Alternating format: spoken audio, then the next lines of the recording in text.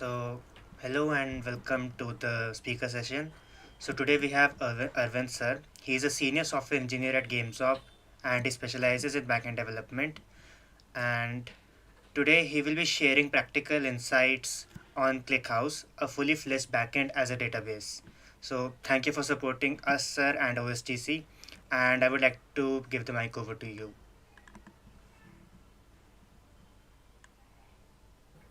Um, Hi, thank you so much, Arnav. And hi, guys. So, I'll just give a small brief introduction of myself and then we'll start. So, my name is Arvind and I work at Gamezop as a senior software engineer.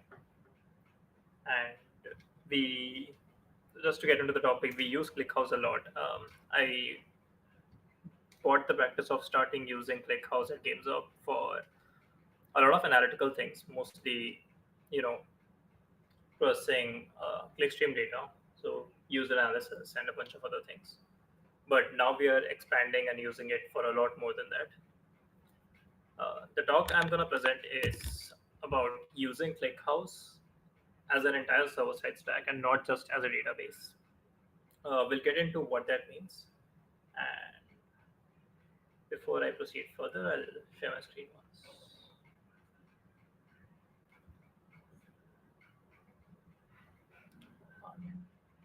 Well, I hope it's visible.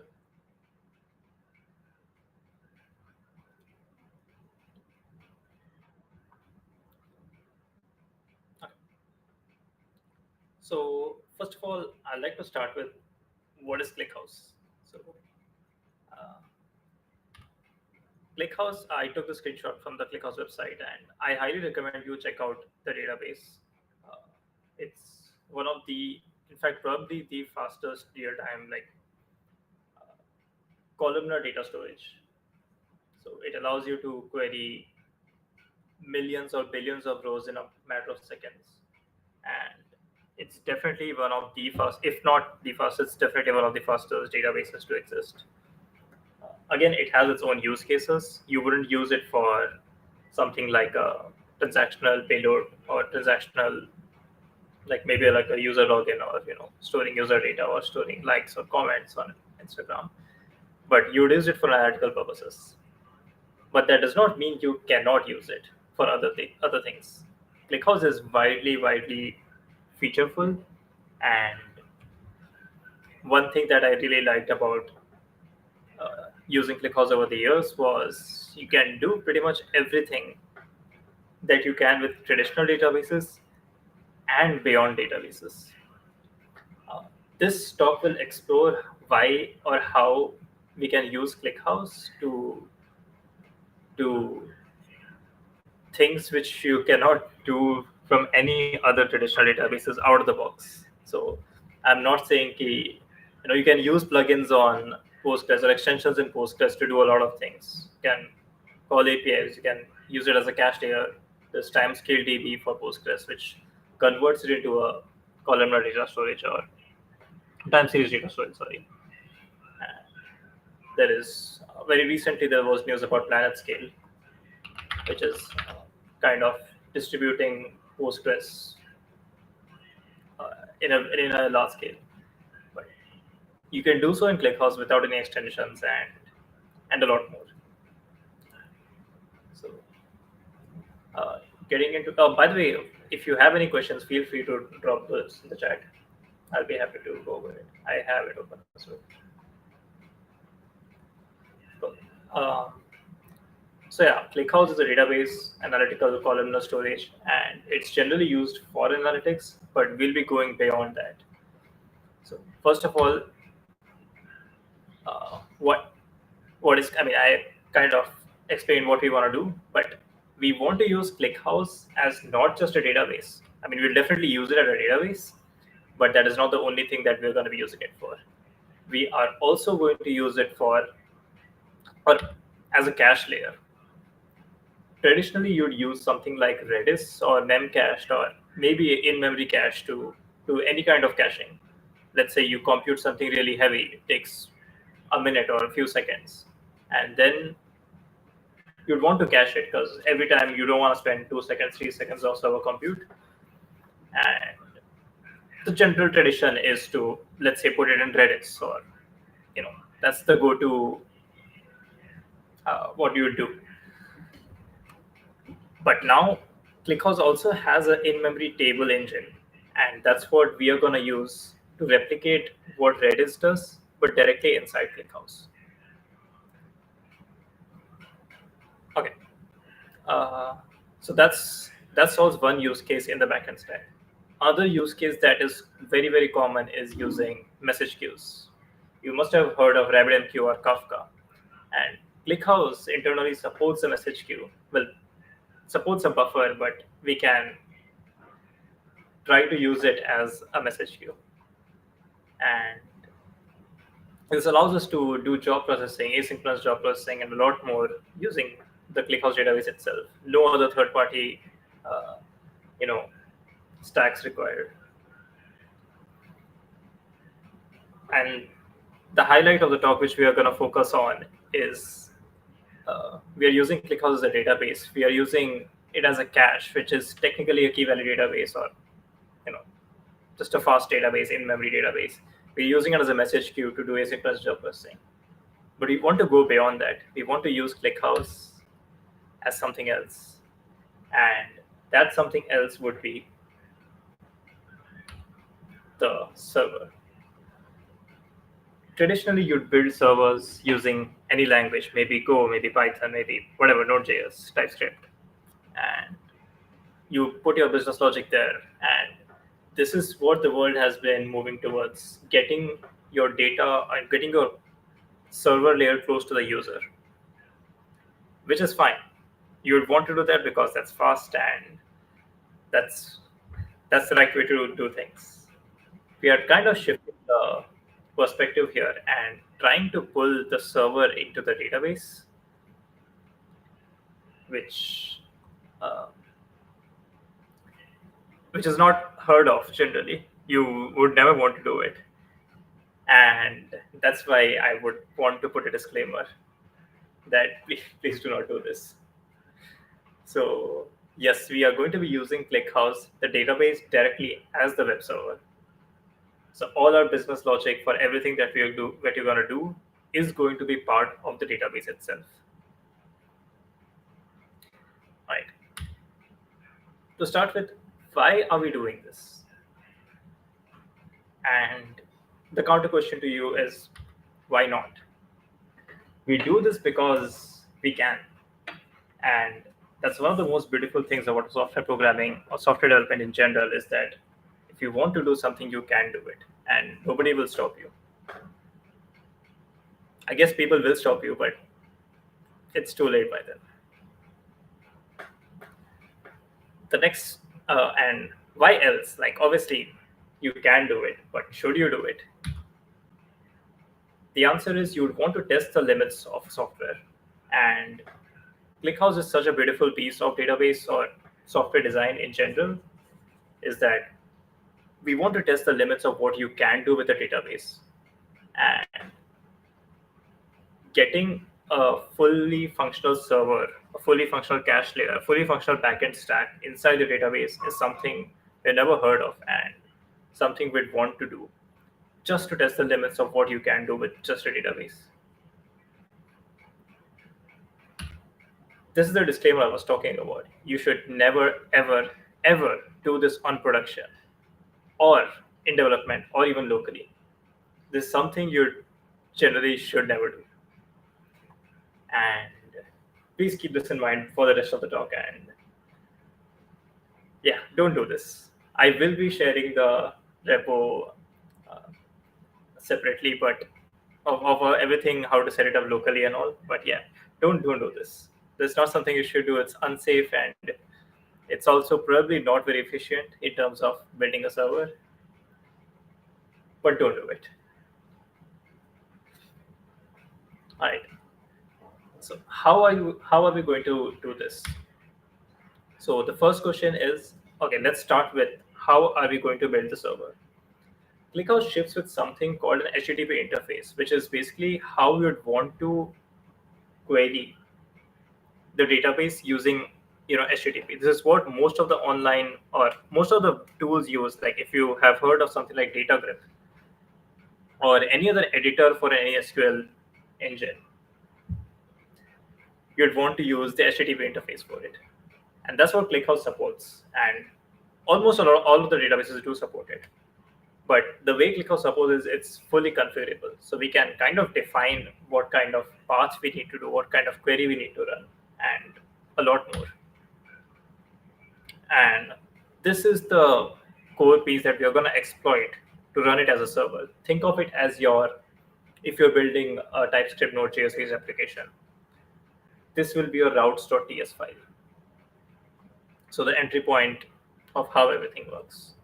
As an example, I'm going to show you how we're going to define, let's say, a particular query that will match this path session/stats, which will give you stats of a particular session or stats of all the sessions in a database. And we can execute what kind of query to run. Mind you, this query can do anything. I'm not just trying to select data. We can insert data. You can create a post request to insert data. You can create, you can call third-party APIs. You can push it to a queue. You can push it to a cache layer. You can read it from the cache layer. You can optionally read from a cache layer and fall back to the database. Everything that you do on a traditional web application, you can do inside the database. And that is the beauty you would want to embrace from ClickHouse. Again, I'd want to reiterate, do not ever do this. This is not something you do in life, in production, in development, or locally ever. But yeah, just wanted to make sure everybody understands that. Don't do this.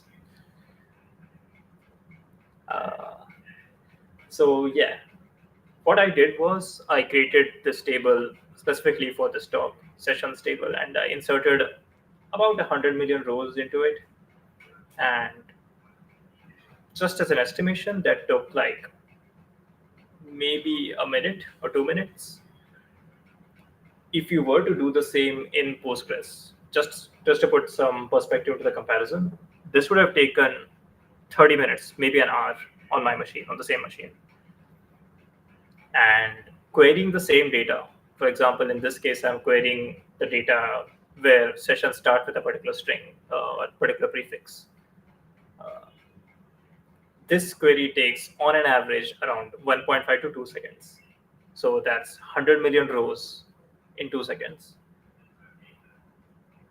That is the power of a columnar storage and an analytics DB.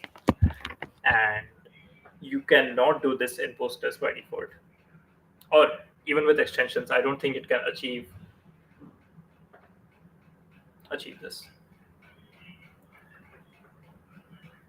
Okay, I see some questions on the chat. Lexi basically asked, if this isn't useful in production, where can we use it? Good question. You shouldn't.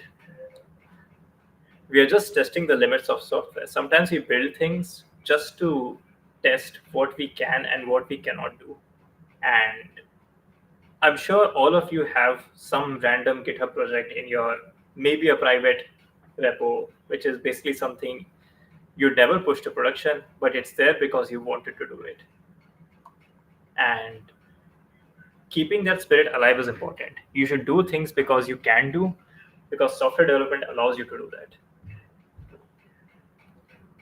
But yeah, thanks. Thank you for asking that.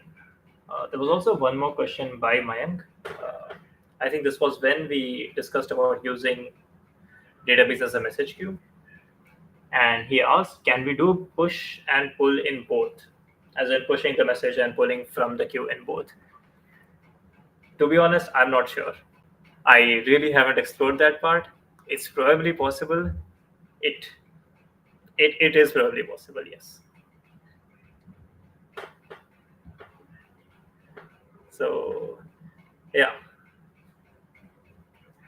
So that's something interesting. So now you can define multiple routes. Maybe session stats is one route. Maybe I'm sticking to certain things like session stats or in general analytics, but you can store any kind of data here. And because there's such a variety of tables or data structures we can store in, that you can basically store any kind of data, even OLTP data, which is generally what you would use Postgres for. But there are provisions to do that in ClickHouse without losing out on all the features. Okay. That is for the server layer. So now you have the ability to define servers. Uh, Before I move forward, I just like to mention the way you define servers is in the ClickHouse config file, and you change the config file atomically. You don't need to restart it. So think of it as a live upgrade to the server. No restarts. Everything is deployed instantly. That's one more feature that is not something you do in production, but you can do it. All right. Let's move on to the next piece, which is the cache layer. This was not supposed to come up here, but yeah. So we can define a cache layer, which is, if you think about it as a Redis alternative, this is what Redis is. It has a key value. The most useful or the most common case of Redis is using a key value in memory database, using it as a key value in memory database. And that's what we're going to build. We built a table. It has a key, it has a value, and it is using the memory engine, which means everything is stored in RAM. You don't need to. It will use basically RAM as the primary storage. Now you're asking, okay, one of the main reasons we use Redis is for, let's say, TTL.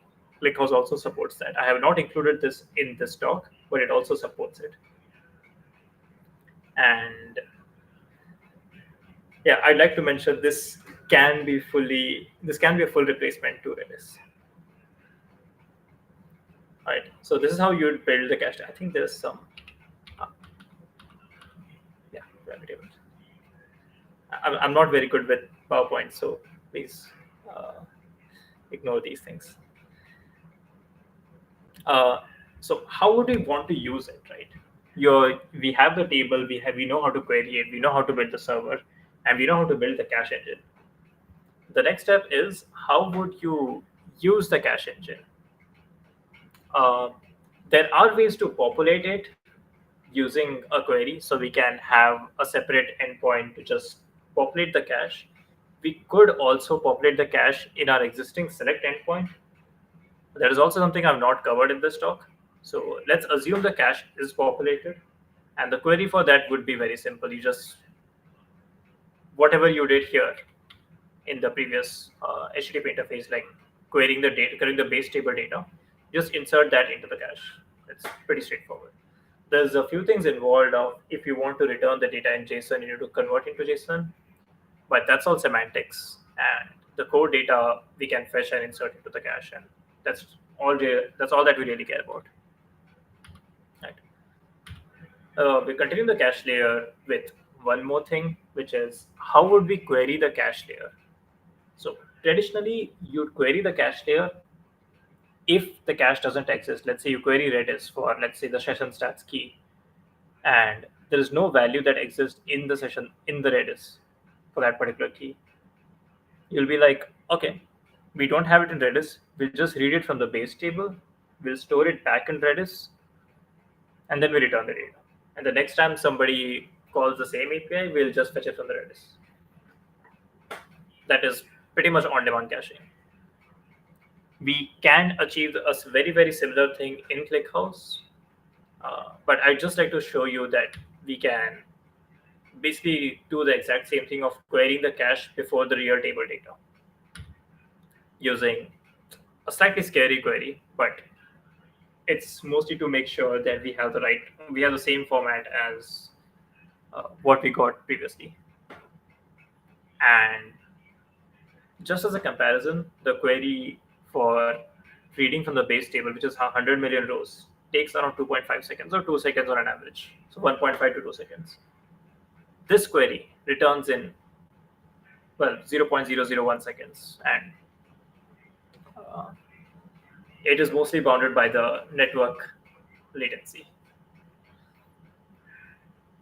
So you don't need to think a lot about query. It's very simple. We are just taking data from the cache.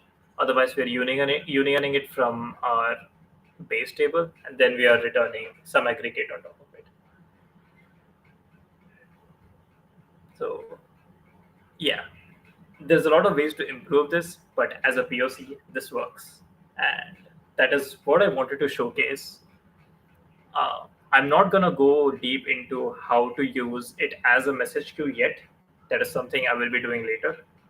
But yeah, ClickHouse allows you to do these kind of things, which is generally you would not want to do it. And I recommend you don't do it.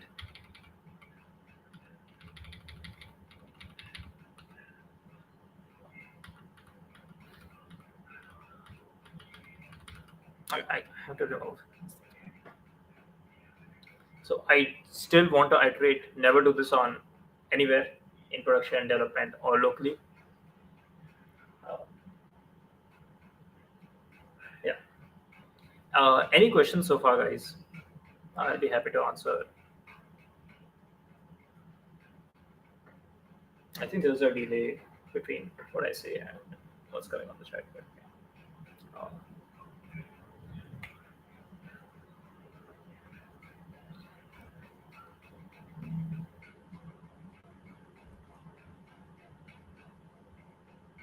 I don't think I've prepared enough to get off the slide share. There might be sensitive data that I don't want to share, but we'll see. I want to explore a few from the CLI itself so that we can understand a little bit more about how the query works or how we want to get the data.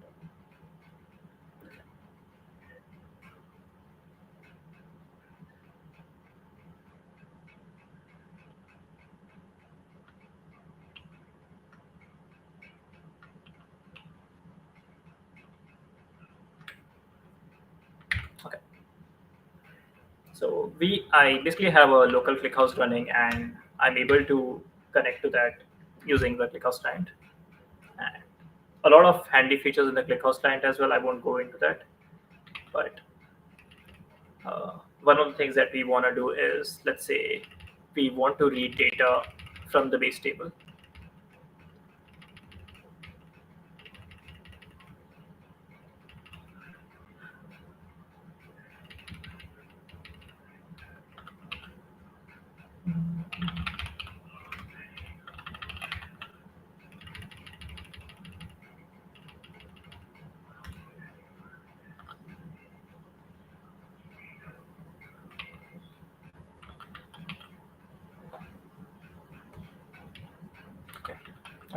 Just to start with, let's say start from cache.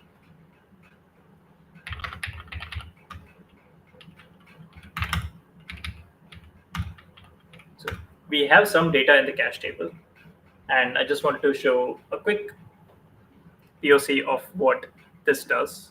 Uh, you can ignore the HTTP part of it because it's basically the same thing. We're running it from the CLI or HTTP, but right now I just want to quickly showcase it. So if we were to run our query, same query which was in the PowerPoint, and this basically reads from the cache and then reads from the base table. So this returns instantly. You can see it took like 0.006 seconds just to get it from the cache, because we know it's cached. We can just get the data from there.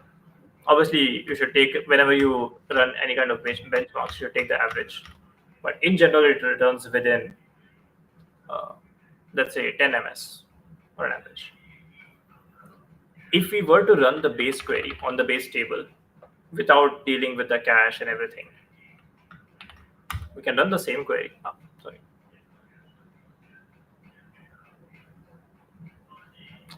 Sorry. The base query is a little bit different.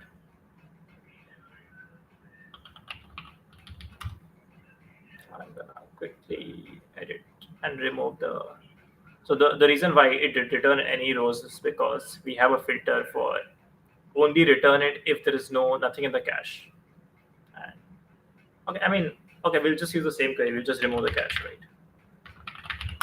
So we removed all the cache. We run the same query, and now you can see it clearly processed 100 million rows, and it took 2.5 seconds.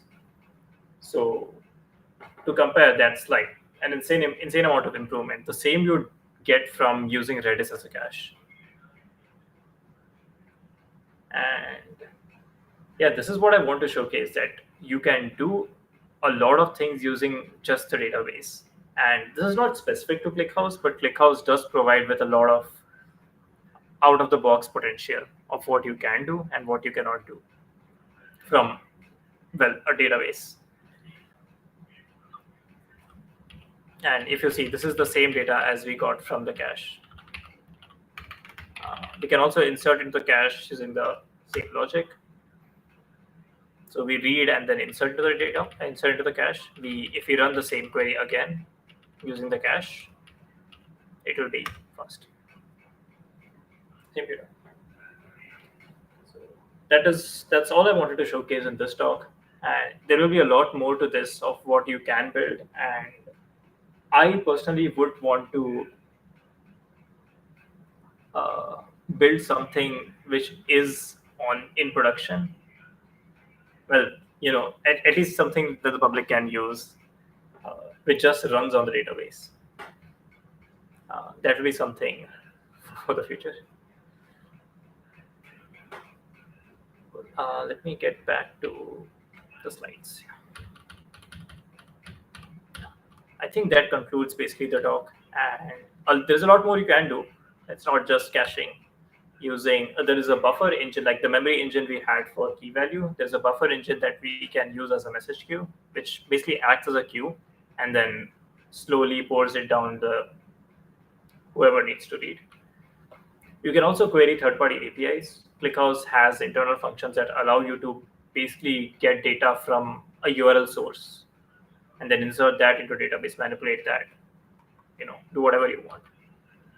It also supports CDC, which is like a bit useful in some cases, not really relevant, but could be. So yeah, I think that concludes the. Yeah, that's it. Sorry. So feel free to pour any questions onto the chat. I'll be able to help. So there seems to be one question from Lexi again. Does the cache have a limit of records it can store, unlike the normal? I'm assuming, let's say, Redis or data.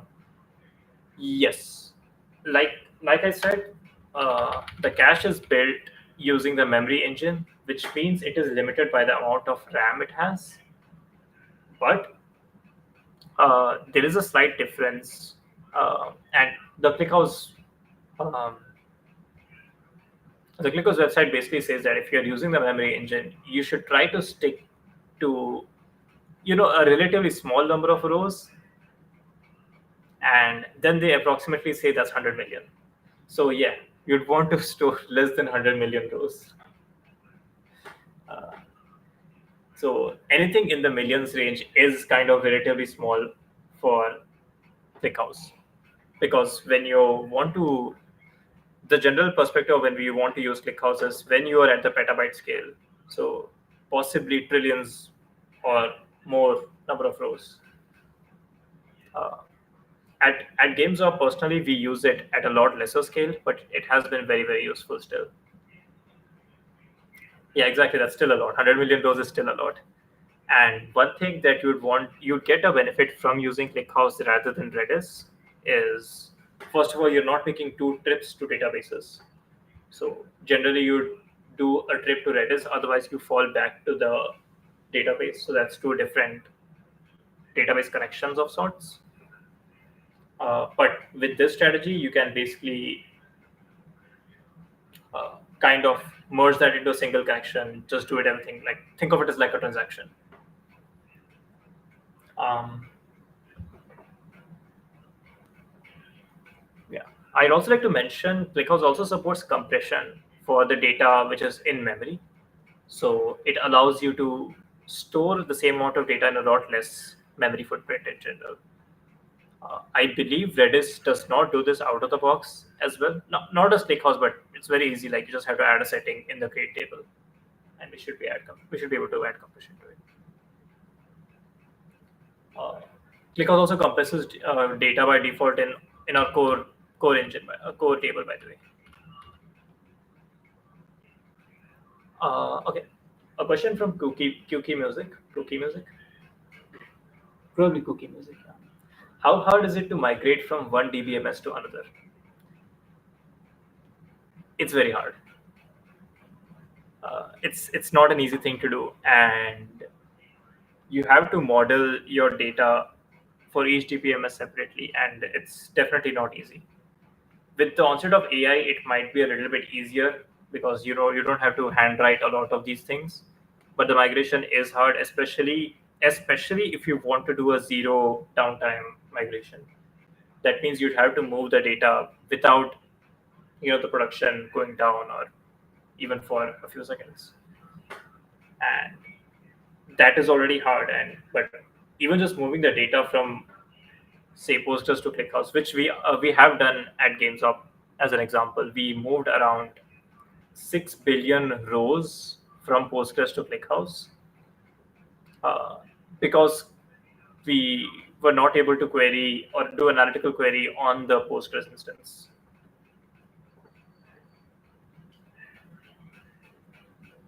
Yeah, but yeah, ClickHouse allowed us to do a lot more than that. There's a lot of things you can do. Instead of using the cache layer, you could also use something known as projections. It's not something I covered in the slide, and maybe I can. Yeah.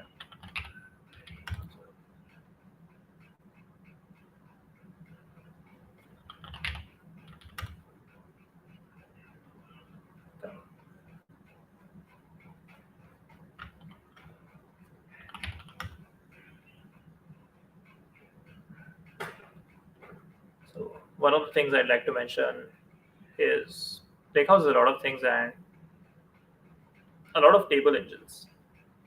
So if you were to build a table, you could use projections. And this is something very, very different and something we use in production a lot is yeah, projections. These are basically uh, materialized views, what you think of as materialized views in Postgres. So you have some data, or let's say you have a large amount of data in the base table. You create a view, a materialized view out of it, which is basically another table which contains some aggregation of the main table data. So let's say if you have a billion rows in the main table, you'll have, let's say, maybe 10 million rows or 1,000 rows in the aggregated table.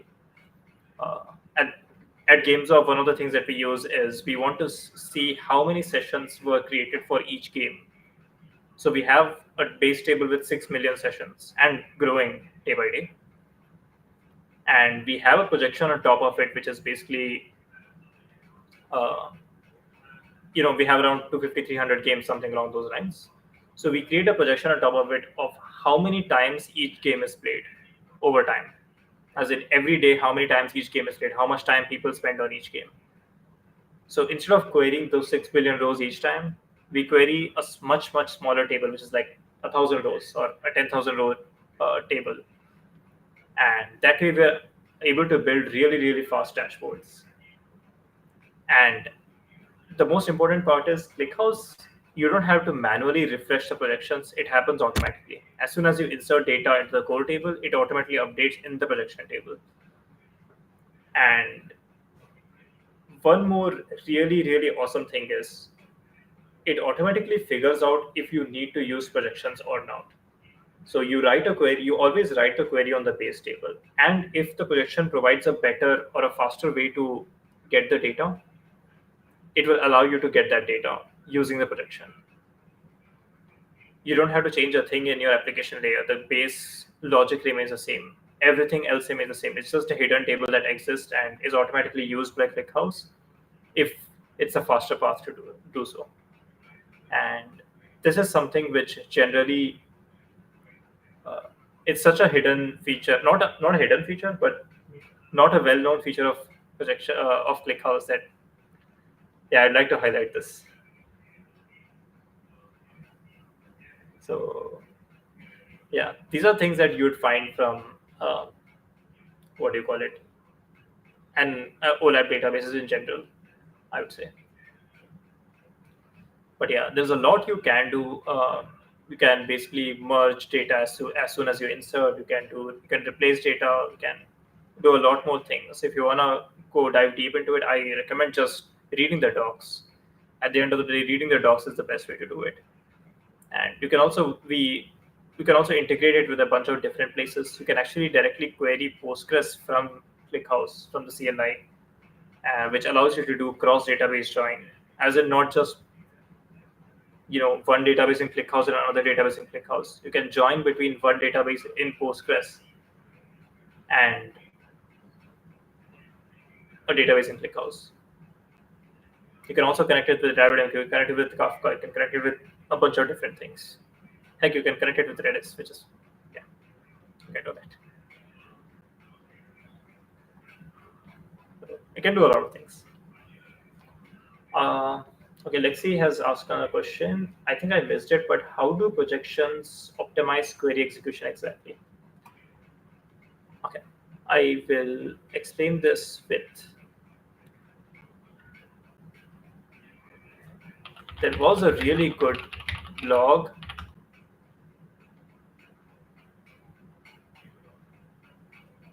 by ClickHouse itself, and I think it's here.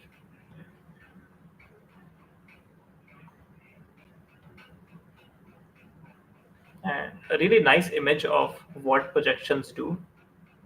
And I think that way I'll be able to help, or I'll be able to explain how it's. I think this image is sufficient. So, so the idea is you have the original table with whatever primary index, whatever unique primary key you have. Then you can create a projection with aggregated columns or a different row ordering. Forget about row ordering for now. Let's just say table with aggregated columns. So if you have the core table, which is the sessions table, you can have a projection with, group by, you just calculate the count of rows and the sum of, let's say, the duration, and you group by the game code or the game ID or whatever, anything. You'd want to group by country, let's say, if you have data from different countries. Then you can figure out how many gameplays were done or how many people came in from a particular country or from all the different countries. Now inserting data into the original table, it auto inserts into the aggregation table or the projection engine in this case. And the thing ClickHouse does is you don't have to separately query that secondary table that you created. ClickHouse does that automatically. So it will translate that query into a query which works with the projection and then get data from here because it's the same data at the end of the day. And this allows you to basically query orders of magnitude less, maybe possibly 100 to 1,000 times, depending upon how your projection is structured. So going from billions of rows to 1,000 rows and then reading from just that 1,000 rows gives you almost instant results. And yet they are accurate. You can build this using something like Redis. The traditional architecture would be, let's say you keep an aggregation in Redis and you'd insert data into the table and then you'd increment the counter in Redis. And you could do that in Redis, but that is error prone and you might end up losing the connection to Redis. There's a lot of things that can go wrong.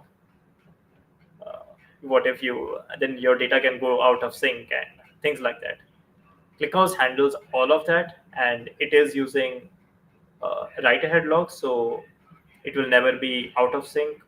It might be a little bit inaccurate by a few milliseconds, but generally it is always in sync. But yeah, you can create multiple projections, and you can, kind of do a lot of other things. So not just by game code. You want to group by some other things, you can group by that. You can group by the country. You can group by, let's say, which platform they're using it. Are they Windows users? Are they Mac users? Are they Android users? Are they Linux users? And others. But yeah, that will be all for my talk. And I would like to go back to the. Do I have an end screen? I don't have an end screen. Awesome. So yeah, thank you so much for joining. And again, if you have any questions, feel free to drop it in the chat or in the Discord. I'll be hanging around in the OSDC Discord channel. If you aren't there, you should definitely join that. And a good luck to everyone participating in the OSD hackathon. And I highly recommend you to jump over to the OSDC server because in about 15 14, 15 minutes.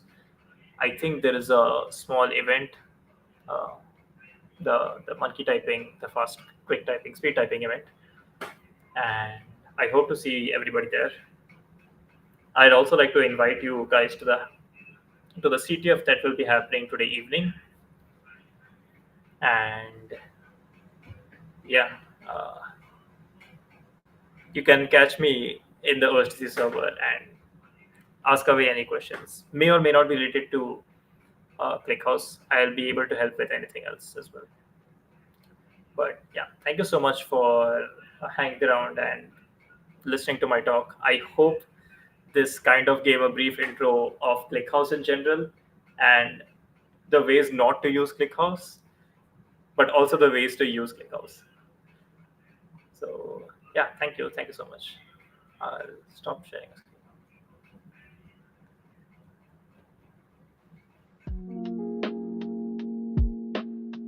Wonderful session. We really appreciate you taking the time to be here and share your experience and knowledge about the ClickHouse and its do's and don'ts. Also, a big thanks to everyone who joined in. Hopefully, you found it helpful and learned something new about the ClickHouse. We've got more sessions coming up. We have monkey typing sessions, we have CTF, and we have one more talk today from Karanjot sir. So join in. We'd love to have you back.